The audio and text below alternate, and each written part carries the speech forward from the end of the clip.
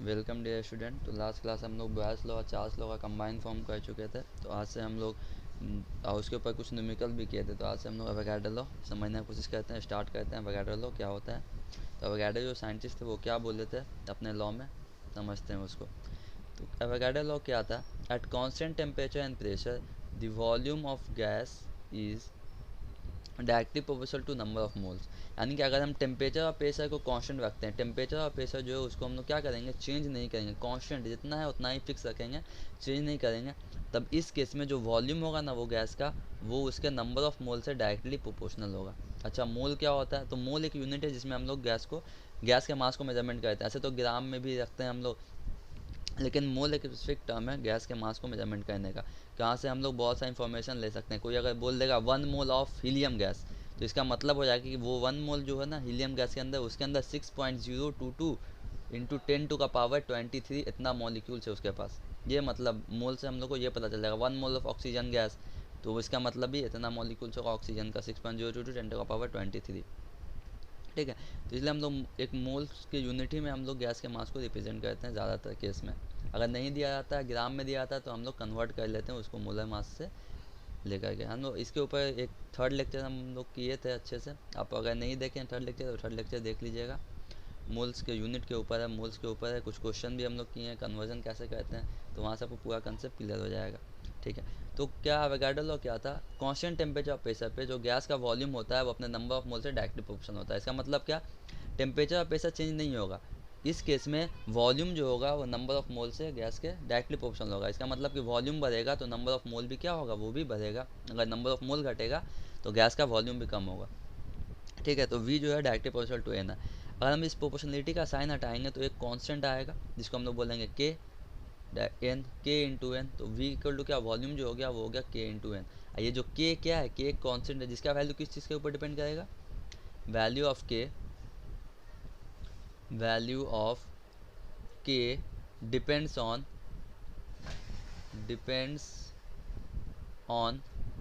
किस पे, जो कांस्टेंट है। क्या कांस्टेंट है, टेम्परेचर और प्रेशर कांस्टेंट है, तो वैल्यू जो होगा k का डिपेंड्स करेगा किसके ऊपर, डिपेंड्स ऑन टेम्परेचर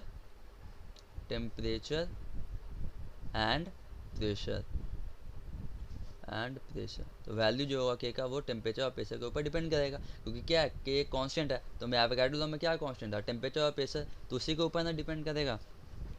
याद रखना है इस बात को। तो एवोगाड्रो लॉ में क्या कांस्टेंट है, टेम्परेचर और प्रेशर। एवोगाड्रो लॉ का कांस्टेंट किसके ऊपर डिपेंड करता है, तो टेम्परेचर और प्रेशर के ऊपर डिपेंड करता है। ठीक है। नेक्स्ट के सब हम लोग समझते हैं, इसको अच्छे से अप्लाई करते हैं। At constant temperature and pressure, temperature और प्रेशर को कांस्टेंट रखते हुए, if the volume of n1 and n2 mole of gas are v1 and v2।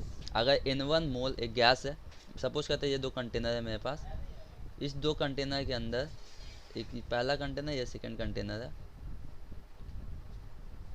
इस कंटेनर के अंदर n1 मोल गैस रखा हुआ है और इस कंटेनर का वॉल्यूम है v1। ठीक है।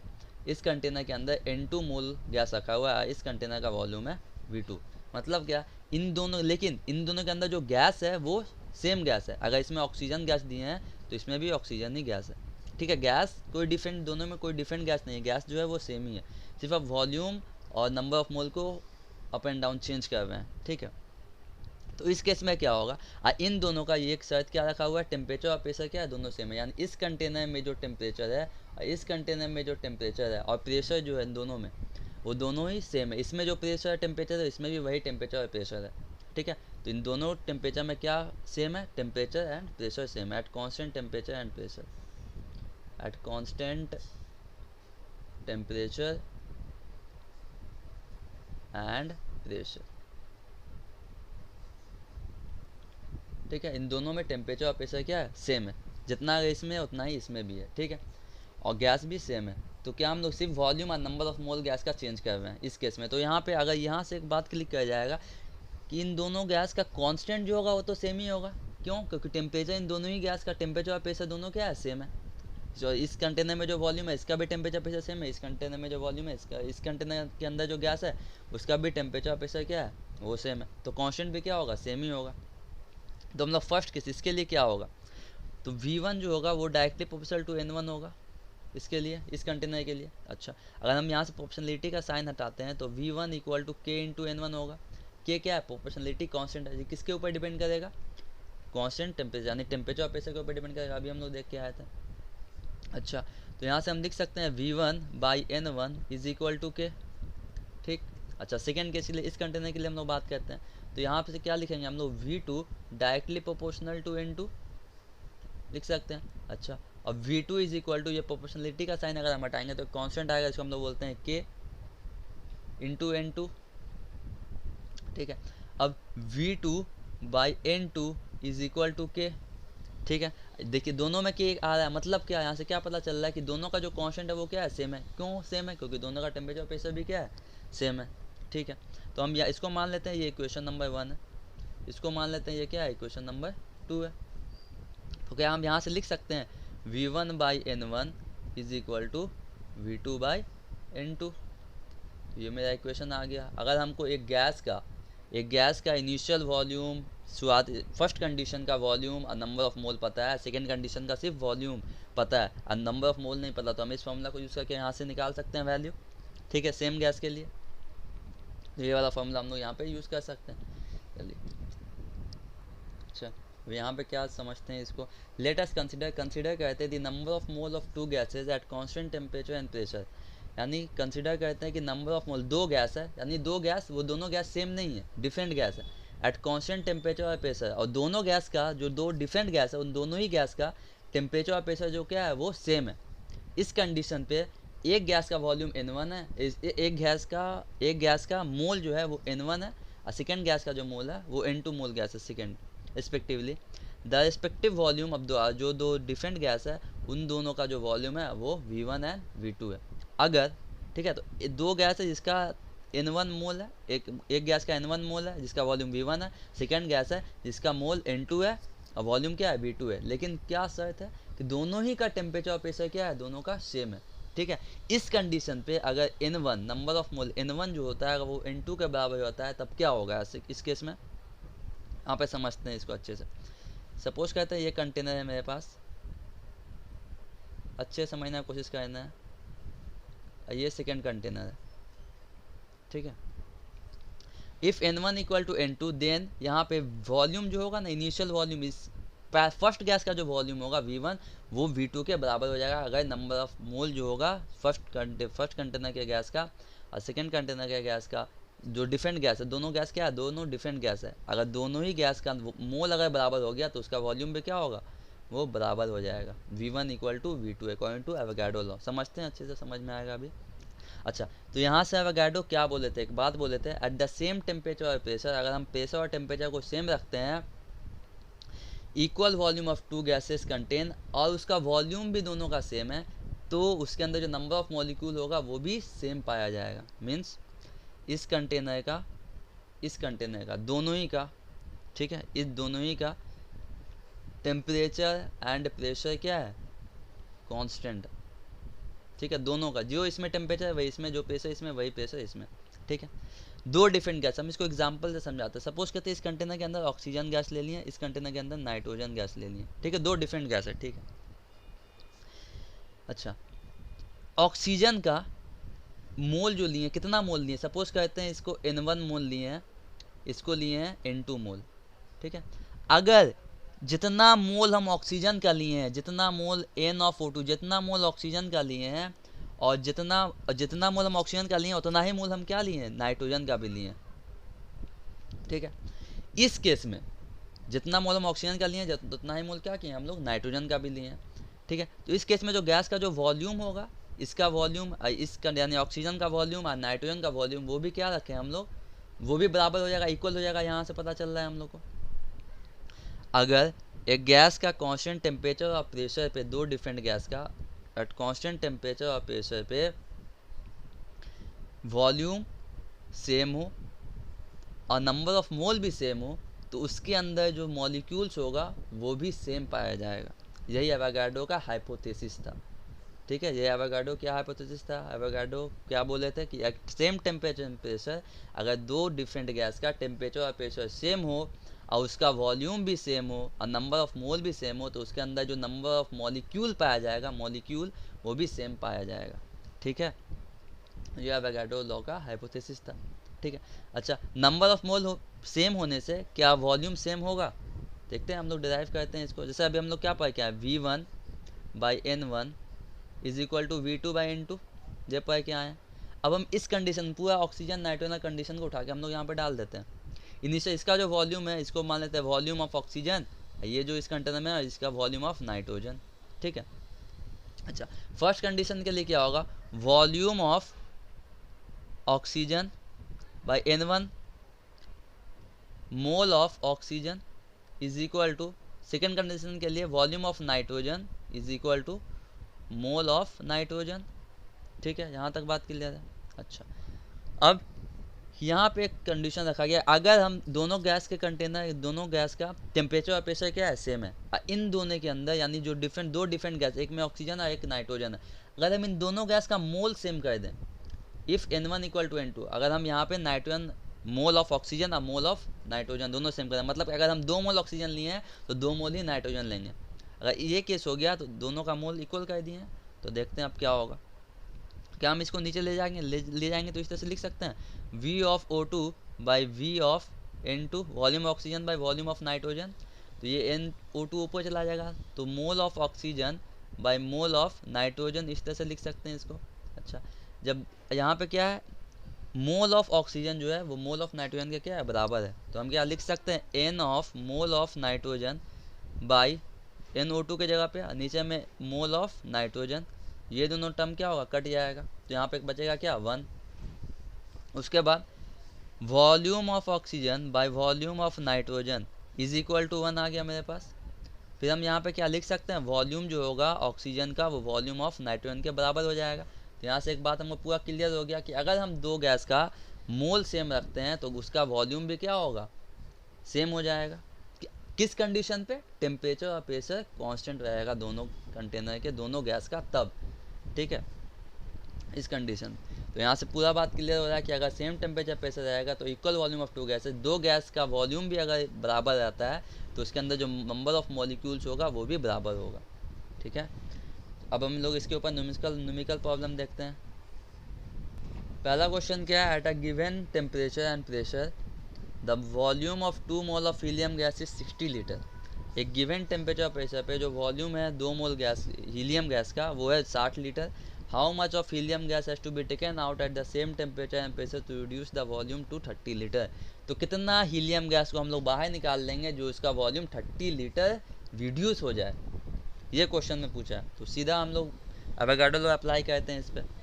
इनिशियल कंडीशन पे क्या है, सपोज ये वाला, इस कंटेनर को अच्छे समझते हैं क्वेश्चन को, ये कंटेनर है मेरा, इसके अंदर जो मोल दिया हुआ है फर्स्ट में हीलियम गैस रखा हुआ है इसके अंदर। इनिशियल कंडीशन पे हीलियम गैस जो है वो है 2 मोल N1, यानी इनिशियल कंडीशन पे N1 जो है 2 मोल है, और वॉल्यूम जो है हीलियम गैस का वो है 60 लीटर। तो V1 दिया हुआ है 60 लीटर, ठीक है। तो हम लोग कितना हीलियम गैस को बाहर निकाल लेंगे, जो उसका वॉल्यूम जो हो जाएगा वो हो जाएगा 30 लीटर। कितना मोल हीलियम गैस को हम लोग बाहर निकाल लेंगे जो उसका वॉल्यूम हो जाएगा कितना, रिड्यूस होके 30 लीटर, V2 हो गया 30 लीटर। और कितना मोल निकालेंगे, तो मोल तो हम लोग को नहीं पता, वो तो हम लोग को फाइंड करना है। तो फ्रॉम एवोगाड्रो लॉ हम लोग को पता है, from Avogadro law V1 by V2 is equal to N1 by N2,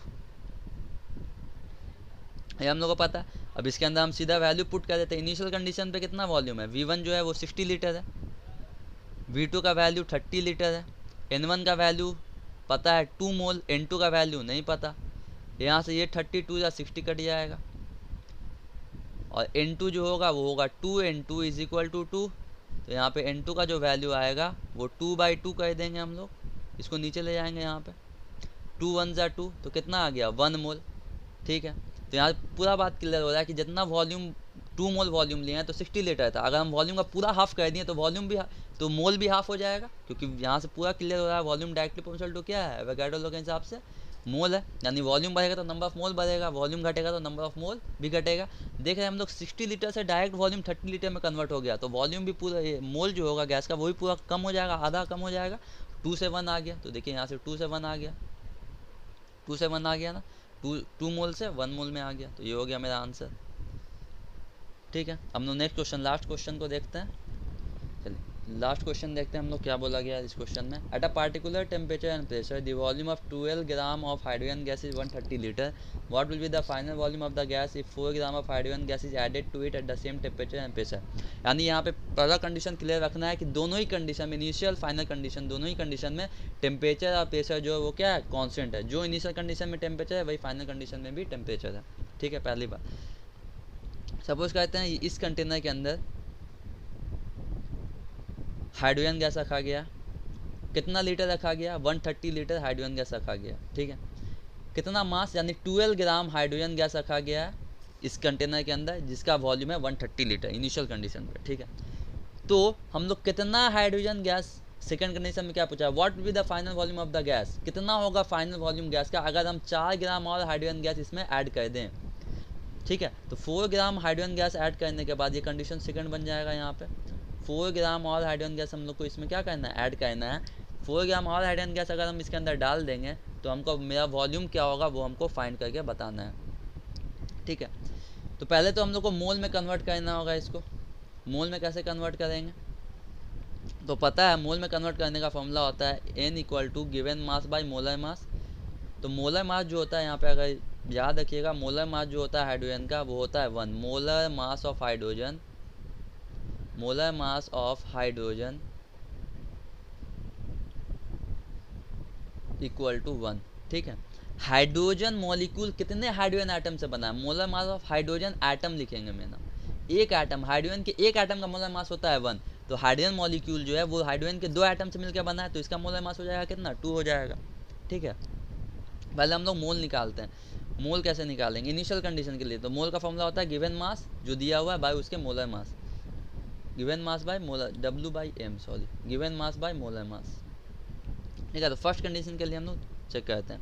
तो फर्स्ट कंडीशन में हमको दिया हुआ है W1 दिया हुआ है 12 ग्राम, m तो दोनों ही का फिक्स रहेगा, मोलर मास तो हाइड्रोजन गैस का फिक्स रहता है। हाइड्रोजन गैस का क्या होगा, मोलर मास, हाइड्रोजन 2 मॉलिक्यूल से मिलकर बना हुआ है, तो एक एटम का होता है मोलर मास 1, क्योंकि हाइड्रोजन मॉलिक्यूल के अंदर 2 एटम है तो इसका मोलर मास कितना हो जाएगा 2। ठीक है, तो n1 क्या होगा, नंबर ऑफ मोल 1, तो given mass W1/m, given mass by molar mass. अगर आप लोग थर्ड लेक्चर नहीं देखें तो वहाँ देख लीजिए, वहाँ से पूरा क्लियर हो जाएगा। मोल के ऊपर हम 2-3 क्वेश्चन भी कराए हैं वहाँ पे।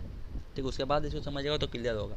ठीक है, गिवन मास तो कितना दिया हुआ है 12 बाय मोलर मास कितना है 2, 2 6 या 12, तो कितना मोल हो गया 6 मोल निकल गया। ठीक है, तो वॉल्यूम कितना था n1, यानी कि नंबर ऑफ मोल जो था हाइड्रोजन गैस का वो कितना था 6 मोल था, कितने वॉल्यूम पे 130 लीटर वॉल्यूम पे, 130 लीटर। उसी तरह से सेकेंड केस में मोल निकालेंगे, मोल कितना, यानी कि W2 कितना दिया हुआ है, गिवन मास कितना दिया हुआ है, सेकेंड केस में 4 ग्राम और हाइड्रोजन हम लोग क्या किए हैं उसमें ऐड कर दिए हैं। W कितना हो गया 4, W2 जब 4 ग्राम और हाइड्रोजन गैस हम लोग क्या किए हैं ऐड कर दिए हैं, तो 12 + 4 वो अच्छा एडिट कर दिए, तो टोटल अब कितना हो गया होगा मास, टोटल मास हो गया होगा 12 + 4 मीन्स 16 ग्राम। अब मास जो हो गया वो क्या किए हैं बाद में 4 ग्राम और हाइड्रोजन गैस ऐड किए हैं ना, तो टोटल मास अब कितना हो गया 16 ग्राम हो गया। अब अच्छा मोलर मास तो चेंज नहीं होगा, मोलर मास तो वही रहेगा है ना, हाइड्रोजन का फॉर्मूला चेंज तो नहीं हो जाएगा, हाइड्रोजन मॉलिक्यूल H3 तो नहीं बन जाएगा, H2 ही रहेगा, तो इसका मोलर मास तो फिक्स रहेगा 1 × 2 यानी 2। अब हम मोल निकाल लेते हैं, क्या आएगा N2 जो होगा वो W2/m होगा, W2 दिया हुआ है 16/m दिया हुआ है 2, 2 8 = 16, तो यहाँ पे कितना आ गया 8 मोल आ गया सेकेंड केस में। वॉल्यूम कितना है V2 हम लोग को पता नहीं है, V2 हम लोग को फाइंड करना है। ठीक है ना, यहाँ पे ये बात याद रखना है 12 ग्राम इनिशियल कंडीशन में था, उसमें 4 ग्राम हम लोग बाद में फिर ऐड कर दिए हैं, तो टोटल लेंगे 12 + 4 कितना ग्राम हो गया 16 ग्राम हो गया, इस तरह से हम लोग समझेंगे। ठीक है, फाइनल कंडीशन में ये आ गया। अच्छा, हम लोग का फ्रॉम एवोगाड्रो लॉ हम लोग को पता है, from Avogadro law, Avogadro's law V1/V2 is equal to N1/N2। V1 कितना दिया हुआ है, V1 दिया हुआ है 130 लीटर, V2 कितना दिया हुआ है, V2 नहीं पता फाइंड करना है। N1 कितना दिया हुआ है, N1 दिया हुआ है 6 मोल, N2 कितना दिया हुआ है, N2 दिया हुआ है 8, तो यहाँ से 2 3 = 6, 2 4 = 8, ये कट जाएगा। ठीक है, क्रॉस मल्टीप्लाई करेंगे हम लोग तो कितना हो जाएगा 130 × 4 यानी इसको यहाँ भेज देंगे, 4 यहाँ चला जाएगा, V2 यहाँ चला जाएगा, is equal to 3 into V2।